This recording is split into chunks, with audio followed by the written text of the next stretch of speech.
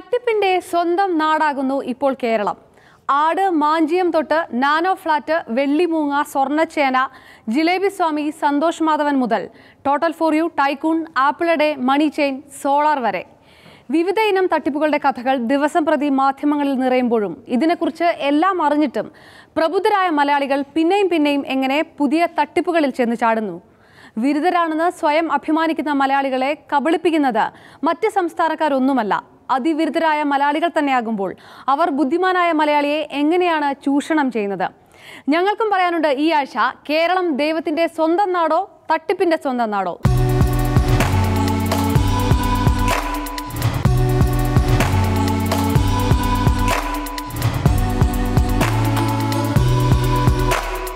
നമ്മുടെ ഗസ്റ്റ് പാനലിൽ മുതിർന്ന മാധ്യമപ്രവർത്തകനും മാതൃഭൂമി തിരുവനന്തപുരം ബ്യൂറോ ചീഫുമായ ജി ശേഖരൻ നായർ, പ്രസിദ്ധ ക്രിമിനോളജിസ്റ്റ് ജെയിംസ് വടക്കംചേരി, മുൻ IAS ഉദ്യോഗസ്ഥനും ഹാസ്യ സാഹിത്യകാരനുമായ ശ്രീ PC സനൽകുമാർ, മലയാളിക്ക് പ്രിയങ്കരനായ നടൻ ശ്രീ കൊച്ചുപ്രേമൻ, സാഹിത്യകാരിയും നിരൂപകയുമായ ശ്രീമതി രാധിക സി നായർ.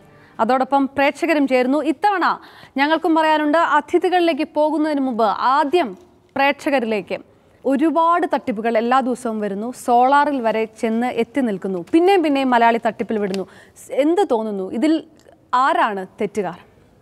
ഇതിൽ തട്ടിപ്പിന് ഇരയാകുന്നവർ തന്നെയാണ് തെറ്റുകാർ. കാരണം എല്ലാം അറിഞ്ഞുകൊണ്ടാണ്, ഈ ദുരാഗ്രഹികളാണെന്നാണ് എനിക്ക് പറയാനുള്ളത്. പൊതുജനമാണോ കഴുത, അതോ നമ്മൾ കുറ്റം ചുമത്തേണ്ടത് ഈ പ്രതികളെ മാത്രമാണോ? അധ്വാനമില്ലാതെ അമിതമായി സമ്പത്തുണ്ടാക്കി അടിച്ചുപൊളിച്ച് ജീവിക്കുക എന്നുള്ള ഇന്നത്തെ ഒരു കൺസെപ്റ്റ്. ഏറ്റവും കൂടുതൽ ആഡംബരം ധനം എത്രത്തോളം ഉണ്ടാക്കാൻ സാധിക്കുമോ അത്ര ഉണ്ടാക്കുക എന്നുള്ളത് ഏത് ദുർഘട മാർഗം വേണമെങ്കിൽ അവർ സ്വീകരിക്കും. ആദ്യം ഒരു മൗത്ത് പബ്ലിസിറ്റിക്ക് വേണ്ടിയിട്ട് എന്തും കൊടുക്കും. അത് കഴിഞ്ഞിട്ട് ആളുകളിൽ നിന്ന് എല്ലാവരും അങ്ങോട്ടും ഇങ്ങോട്ടും കേടുമ്പോൾ ഓരോരുത്തരെ വിളിച്ചു കയറ്റാൻ തന്നെ അയാൾക്ക് ആദ്യമായിട്ട് തന്നെ കൊടുക്കേണ്ടത് കൂടുതലും കൊടുക്കും. സാറിന് 1 ലക്ഷം രൂപ ഇട്ട് കഴിഞ്ഞാൽ 1.5 ലക്ഷം കിട്ടുമെന്ന് പറയും. അപ്പോൾ ആ 1 ലക്ഷം കിട്ടി എന്ന് ഞാൻ 10 പേരെടുത്ത് പറയുമ്പോൾ അവർ കിട്ടിയോ എന്ന് പറഞ്ഞ് വീണ്ടും വരും. മലയാളിയുടെ ആഗ്രഹങ്ങൾക്ക് അതിരില്ല, പരിമിതിയില്ലാത്ത ആഗ്രഹങ്ങളാണ്. അവൻ്റെ വരുമാനത്തിന് അതീതമായിട്ട് ആ പരിധിയിൽ നിന്നുകൊണ്ട് അവൻ ജീവിക്കാൻ തയ്യാറല്ല. കൂടുതൽ മെച്ചപ്പെട്ട ജീവിത സൗകര്യങ്ങൾ അവനുണ്ടാകണം, ഉന്നത പദവികൾ ഉണ്ടാകണം. അതിനുവേണ്ടി അവൻ്റെ വരുമാനം മതിയാകാതെ വരുമ്പോൾ കൂടുതൽ പണം സമ്പാദിക്കാനുള്ള മാർഗ്ഗങ്ങൾ അവൻ സ്വീകരിക്കുന്നു എന്നുള്ളത്. തീർച്ചയായും ഈ സോളാർ തട്ടിപ്പാണ് ഏറ്റവും പുതിയ ഇഷ്യൂ. ഇതിനകത്ത് ചെന്നുപെട്ടിരിക്കുന്ന മുഴുവൻ 1000-ഓളം VIP-കൾ, അതീവ സമ്പന്നർ, നല്ല വിദ്യാഭ്യാസമുള്ളവർ. ഇതെങ്ങനെയാണ് ഇത്ര ശക്തമായിട്ട് ഇവർക്ക് വല വിരിക്കാൻ പറ്റുന്നത്? ഈ വലയിൽ വീഴുന്നത് എങ്ങനെയാണ് മലയാളി? ഈ ആഗ്രഹങ്ങൾക്ക് അതിര് കൽപ്പിക്കുക എന്ന് പറയുന്നത് മലയാളിയെ സംബന്ധിച്ചോളം ഇപ്പോൾ അങ്ങനൊരു ശീലം ഇല്ലാതായിരിക്കുന്നു. ഞാനപ്പോൾ വ്യക്തിപരമായിട്ട് പറഞ്ഞാൽ 38 വർഷം സർക്കാർ സേവനം ചെയ്ത് 4 വർഷം മുമ്പ് സർക്കാർ ജീവിതം അവസാനിപ്പിച്ചൊരു വ്യക്തിയാണ് ഞാൻ. അപ്പോൾ ഞാൻ എൻ്റെ സർക്കാർ ജീവനത്തിൽ എനിക്ക് ലഭിച്ച ശമ്പളവും എൻ്റെ പെൻഷൻ ആനുകൂല്യങ്ങളും അല്ലാതെ ഒരു നയാ പൈസ പോലും എൻ്റെ ജീവിതത്തിൽ ഞാൻ അവിഹിതമായിട്ടൊന്നും സമ്പാദിച്ചിട്ടില്ല. ഇപ്പോൾ ഒരു മുൻ IAS ഉദ്യോഗസ്ഥനായ ഞാൻ ഉപയോഗിക്കുന്ന കാറ് പോലും ഒരു സാധാരണ മാരുതി ആൾട്ടോ കാറാണ്. ഞാൻ എൻ്റെ ആഗ്രഹങ്ങൾക്ക് എപ്പോഴും പരിമിതി കൽപ്പിച്ചിരുന്നു. ഞാൻ പറഞ്ഞില്ലേ. അപ്പോൾ അതുകൊണ്ട് ഞാൻ വളരെ സംതൃപ്തനാണ്. ഈ രീതിയിലുള്ള ഒരു സമീപനം നമ്മുടെ മലയാളികൾ സ്വീകരിക്കുകയാണെങ്കിൽ, മലയാളി ഇപ്പോൾ 2 സുഹൃത്തുക്കളും പറഞ്ഞ ശരിയാണ്, അത്യാർത്ഥിയാണ്, എങ്ങനെയും പണം സമ്പാദിക്കും.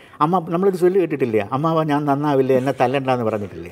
അതേപോലെ തന്നെയാണ്, അത് തന്നെയാണ് മലയാളി. ചിട്ടി നടത്തി ആൾക്കാർ മുങ്ങുമ്പോൾ പൊട്ടിപ്പാളീസാവുന്ന ഒരുപാട് ആൾക്കാരുടെ കഥകളൊക്കെയാണ് നമ്മൾ ഒരു 10-20 വർഷം മുമ്പ് കേട്ടിരുന്നത്. ഇപ്പോൾ ആ ഒരു ചെറിയ ലെവലിൽ നിന്നൊക്കെ മാറി വലിയ തട്ടിപ്പുകൾ ഇത് കണ്ടിട്ടും പിന്നെയും മലയാളി ചെന്ന് അതിനകത്ത് വീണുകൊണ്ടിരിക്കുന്നു. ഒരു ദിവസം ആരംഭിക്കുന്നത് തന്നെ എങ്ങനെ ആര് തട്ടിക്കാന്നുള്ള രീതി അല്ലേ?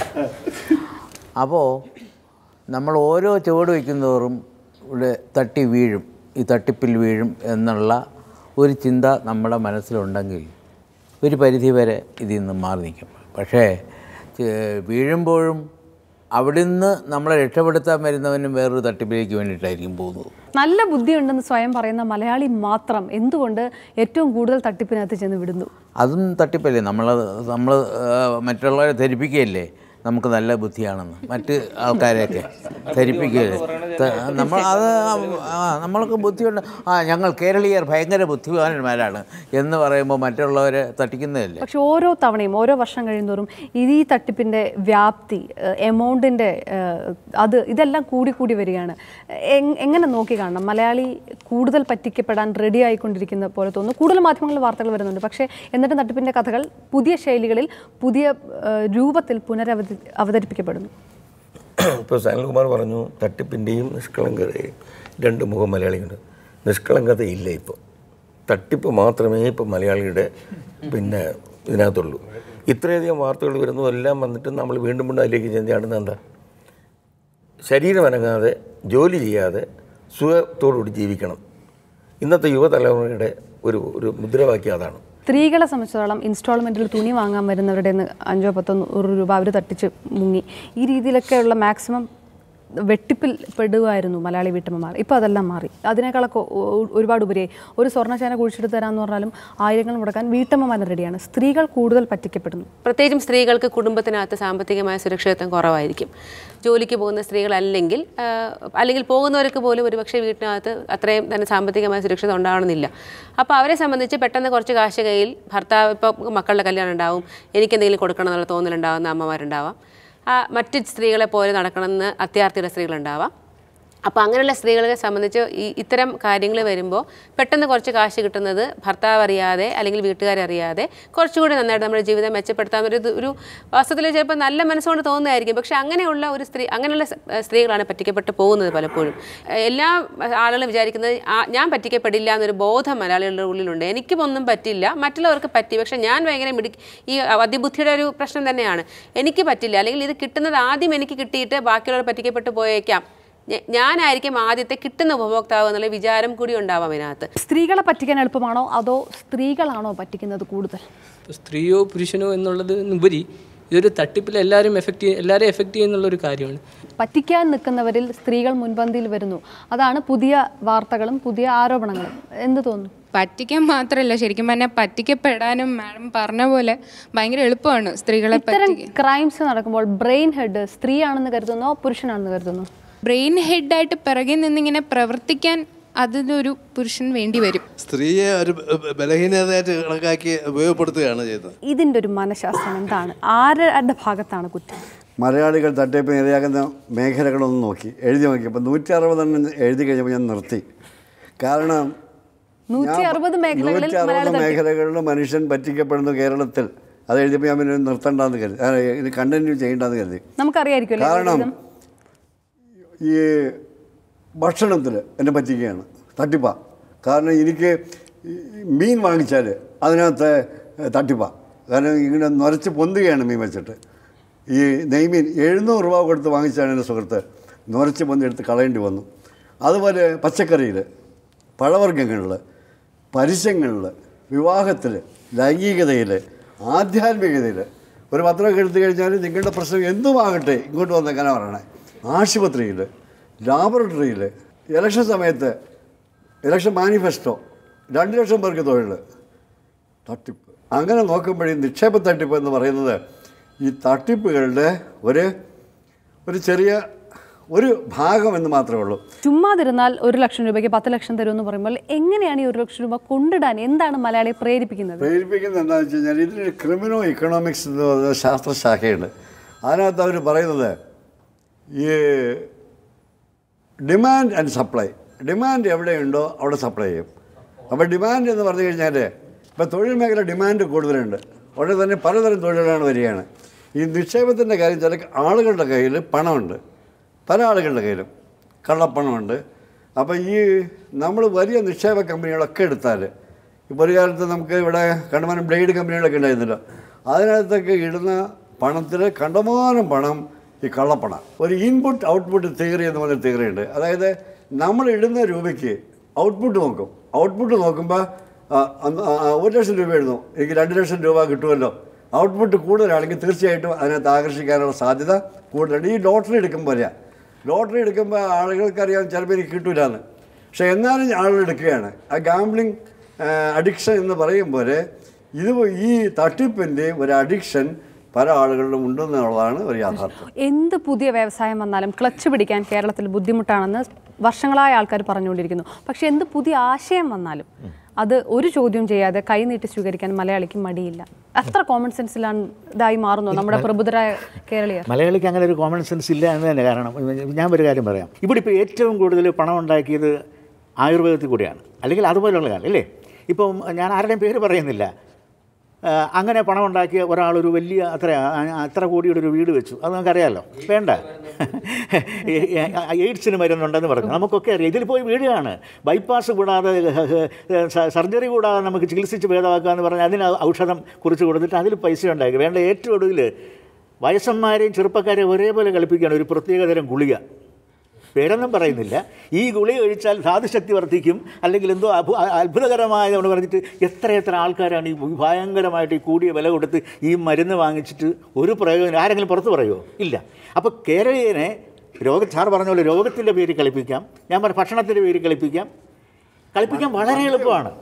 പോസ്റ്റൽ വഴി മാന്ത്രിക എലസ് അയച്ചു തരും, അതോടുകൂടി പ്രശ്നങ്ങൾ മാറും. ഈ രീതിയിലുള്ള ചെറിയ തട്ടിപ്പുകളൊക്കെ ആയിരുന്നു ഒരു സഞ്ജയനൊക്കെ കഥ എഴുതിയിരുന്ന കാലത്ത് പരാമർശിച്ചിരുന്നത്. മാധ്യമപ്രവർത്തന രീതിയിൽ ആട് തൊട്ട് സോളാർ വരെ ഉള്ള ഈ വാർത്തകളിലൂടെ കടന്നു പോകുമ്പോൾ ആൾക്കാരുടെ ഒരു ആറ്റിറ്റ്യൂഡ് മാറിയത്, ഈ തട്ടിപ്പുകാരുടെ ഒരു ആറ്റിറ്റ്യൂഡ് മാറിയതൊക്കെ എങ്ങനെയാണോ ഒന്ന് വിലയിരുത്തുക? ആൾക്കാരുടെ ആറ്റിറ്റ്യൂഡ് മാറിയിട്ടില്ല, തട്ടിപ്പുകാരുടെ ആറ്റിറ്റ്യൂഡ് മാറിയിട്ടില്ല. കാരണം ഇതൊരു നല്ലൊരു വ്യവസായമാണെന്ന് തട്ടിപ്പുകാർക്ക് നന്നായിട്ടറിയാം. അതെ, കാരണം 6 മാസത്തിലൊരിക്കൽ അല്ലെങ്കിൽ 1 വർഷത്തിലൊരിക്കൽ ഇതുപോലെ തട്ടിപ്പിൻ്റെ കഥകൾ വരികയും പത്രങ്ങളിൽ പടവും വാർത്തയൊക്കെ വരുന്നുണ്ട്. എന്നിട്ടും പുതിയൊരു എണ്ണം വരുമ്പോഴത്തേക്ക് വീണ്ടും നമ്മൾ അതിലേക്ക് പോകുന്നു. അപ്പോൾ ഈ മനസ്സ് മുഴുവൻ ഈ അത്യാഗ്രഹം കൊണ്ട് അങ്ങോട്ട് പൊയ്ക്കൊണ്ടിരിക്കുന്നതുകൊണ്ട് എത്ര തട്ടിപ്പ് വന്നാലും ശരി, എത്ര ഇത് പിടുത്തം വന്നാലും ശരി, നമ്മുടെ ജനത, നമ്മുടെ ആളുകൾ മുഴുവൻ ആ ഒരു രീതിയിലേക്ക് പൊയ്ക്കൊണ്ടിരിക്കുകയാണ്. ആ ഒരു എന്താ പിന്നെ ഇപ്പോൾ ഡോക്ടർ അദ്ദേഹം പറഞ്ഞ പോലെ ഒരു ക്രിമിനൽ മൈൻഡ് എന്ന് പറയുമ്പോൾ എന്തോ ഇതിന് ഈ ഒരു മൈൻഡ് എന്താണെന്ന് എനിക്കറിയില്ല. അങ്ങനെ ഒരു മൈൻഡിലേക്ക് വെക്കൊണ്ടിരിക്കുകയാണ്. ഇത്തരം വിശ്വാസ്യത നേടിയെടുക്കാൻ തട്ടിപ്പുകാർക്ക് എങ്ങനെ കഴിയുന്നു? നമ്മൾ ഒരു പക്ഷേ വാർത്തയായിട്ട് ബന്ധപ്പെട്ട് ഇവരെ നേരിട്ട് കാണുമ്പോൾ ഇവരുടെ ഒരു കോൺഫിഡൻസ് ലെവൽ എങ്ങനെയാണ് തോന്നിയിട്ട്? ഈ പത്രമാധ്യമങ്ങളും അതുപോലെ ദൃശ്യമാധ്യമങ്ങളും നടത്തുന്ന കുറേ പരസ്യങ്ങളുണ്ട്. തീർച്ചയായും ഈ പരസ്യങ്ങൾ കുറേ നിയന്ത്രിച്ചാൽ ഇതിനെ കുറച്ചൊരു പരിധി വരെ ഇതിനകത്തൊരു വ്യത്യാസം വരും. 100 സ്റ്റേജുകളിൽ ആളുകൾ പ്രസംഗിക്കുന്ന പോലെ ഒരു പത്രത്തിൽ പരസ്യം വരുന്നതും ഒരു പിന്നെ ടെലിവിഷനിൽ പരസ്യം വരുന്നതും ആളുകളങ്ങ് വിശ്വസിച്ചു പോകും കുറേ കാര്യങ്ങൾ. ആ തരത്തിലുള്ള ഇതാണ്. കാരണം ഏതെങ്കിലും കാലത്ത് കേട്ടിട്ടുണ്ടോ കഷണ്ടിക്ക് ഇത് വരും, പിന്നെ മുടി പുരുക്കുമെന്ന്? പക്ഷേ ഒരു പത്രത്തിലൊരു ഒരു വാർത്തയും ഒരു മുടി ഉള്ള ഒരു പെൺകുട്ടിയുടെ പടവും കൂടി 1-ാം പേജിൽ വന്നപ്പോൾ ആളുകൾ അങ്ങോട്ട് ഒഴുകാൻ തുടങ്ങി. സ്വയം ഒരു നിയന്ത്രണം വന്നു കഴിഞ്ഞാൽ, ഞാനൊരു മാധ്യമപ്രവർത്തനമായതുകൊണ്ട് ഞാൻ തന്നെ ഒരു സ്വയം വിമർശനമായിട്ട് ഞാൻ പറയുന്നത്, പത്രങ്ങളും മാധ്യമങ്ങളും വിചാരിച്ചു കഴിഞ്ഞാൽ കുറേയൊക്കെ നിയന്ത്രിക്കാൻ കഴിയും. ഇത്തരം പരസ്യങ്ങൾ എളുപ്പത്തിൽ വീഴുന്ന സ്ത്രീകളല്ലേ? അങ്ങനെ പറയാൻ പറ്റില്ല. 2 കൂട്ടരുണ്ട്. ഇപ്പോൾ സാറിനൊക്കെ അറിയാൻ പറ്റും. 2 പുരുഷന്മാരാണെങ്കിൽ പോലും വീട്ടിൽ വന്ന് ഭാര്യമാരോട് ഇതാ കണ്ടില്ലേ വലിയ പരസ്യമുണ്ട് ഒന്ന് നോക്കുമെന്ന് പറയുന്ന പുരുഷന്മാരുണ്ട്, സ്ത്രീകളുണ്ട്. പക്ഷേ ആഭരണമാണെങ്കിൽ, വസ്ത്രമാണെങ്കിൽ സ്ത്രീ വീഴാം, ധനമാണെങ്കിൽ പുരുഷൻ വീഴാം. എനിക്കത് അങ്ങനെയാണ് തോന്നുന്നത്. അങ്ങനെ എന്തെങ്കിലും ഒരു തട്ടിപ്പ് എപ്പോഴെങ്കിലും സമീപിച്ചൊരു ഓർമ്മ? അല്ല, എനിക്ക് ചെറിയൊരു തട്ടിപ്പ് വന്നിട്ടുണ്ട് വീട്ടിൽ. അത് വളരെ ചെറിയതാണ്. അത് ഈ നാണക്കേടുകൊണ്ട് പുറത്ത് പറയാതെ അത് വളരെ ചെറിയൊരു ഉൽപ്പന്നം വാങ്ങിച്ചതുമാണ്. ഒരു നല്ല ഭംഗിയിലൊരു നല്ല മൂർച്ചയൊരു കത്രിക കൊണ്ടുവന്നു വീട്ടിൽ ഒരു പയ്യൻ.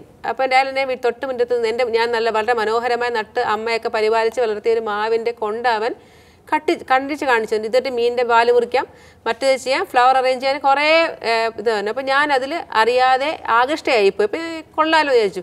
ശരിയാണ്, വായിച്ച പത്രം മുറിക്കാം കുറേ. അപ്പോൾ ശരി, എത്ര രൂപയാണ്? അപ്പം 100 രൂപയ്ക്ക് 2 എണ്ണം. അപ്പോൾ ഒരെണ്ണത്തിന് 100 രൂപയാണ് മാഡം, മറ്റേ ഒരെണ്ണം ഓഫർ ഫ്രീ ആണെന്നൊക്കെ പറഞ്ഞു. ശരി, ഞാൻ 100 രൂപ കൊടുത്തു, വാങ്ങിച്ചു. ഒരാഴ്ച കഴിഞ്ഞ് വീട്ടിൽ ഭർത്താവ് എത്തിയപ്പോൾ ഞാൻ പറഞ്ഞു കണ്ടില്ലേ ഒരു കത്രിക വാങ്ങിച്ചു, കൊള്ളാമെന്ന് പറഞ്ഞു. പുള്ളി എൻ്റെ അടുത്ത് പറഞ്ഞു അടുത്തൊരു കടയിൽ പോയിട്ട് എൻ്റെ കൂടെ വാന്ന് പോയപ്പോൾ അവിടെ 15 രൂപയ്ക്ക് കത്രിക കിട്ടും. സെയിം കത്രിക 15 രൂപയേ ഉള്ളൂ. ഇപ്പോൾ തിയേറ്ററിൽ ഒരു ദിവസം അര ദിവസം പോലും മാറ്റിന് പോലും കളിക്കാത്ത സിനിമയെ നിങ്ങൾ പ്രദർശിപ്പിക്കുമ്പോൾ എന്താ പറയുന്നത്? സൂപ്പർ ഹിറ്റ് സിനിമയാണ് ഇതാ വരാൻ പോകുന്നത്. എന്നെ കളിപ്പിക്കാൻ പറ്റില്ല എന്നുള്ളതിൻ്റെ ഉദാഹരണമാണ് എൻ്റെ ഈ കഷണ്ടി തന്നെ. എത്രയോ പേര് എന്നോട് പറഞ്ഞിട്ടുണ്ട്.